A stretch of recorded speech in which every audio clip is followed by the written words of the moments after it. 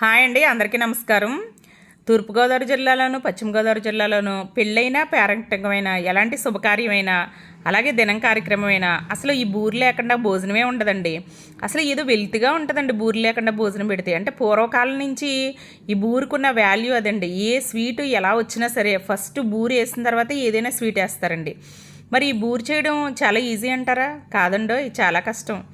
ఈ బూరికి ఉన్న వాల్యూ ఇప్పటికీ మన అమ్మమ్మల కాలం నుంచి, నానమ్మల కాలం నుంచి కూడా ఈ బూరికి అంత వాల్యూ ఉందండి. ఎందుకంటే ఇది ప్రోటీను, అలాగే చేయడానికి కూడా శ్రమ అండో.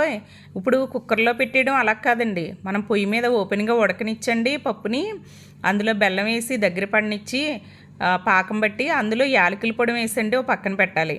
తర్వాత మినపప్పుని నానబెట్టి బాగా 2 గంటలు 3 గంటలు నానబెట్టాలండో. తర్వాత పొంగు వచ్చేలా రుబ్బాలండి.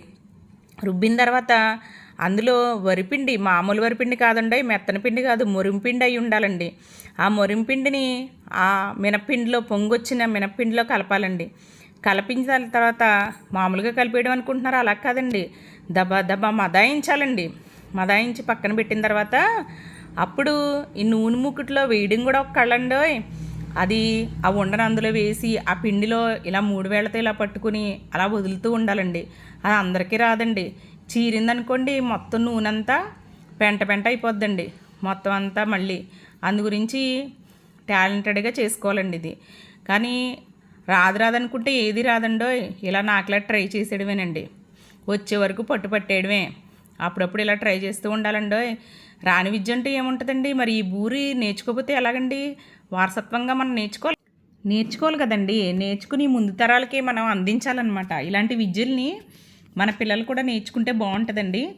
ఇప్పుడున్న పిల్లలు ఏంటంటే ఈ బూరు తినడానికంటే మనకి పిజ్జాలు, బర్గర్లు ఇలా తినడానికి ఇష్టపడుతున్నారండి. బూరి అబ్బాయి నాకు వద్దు అంటున్నారు.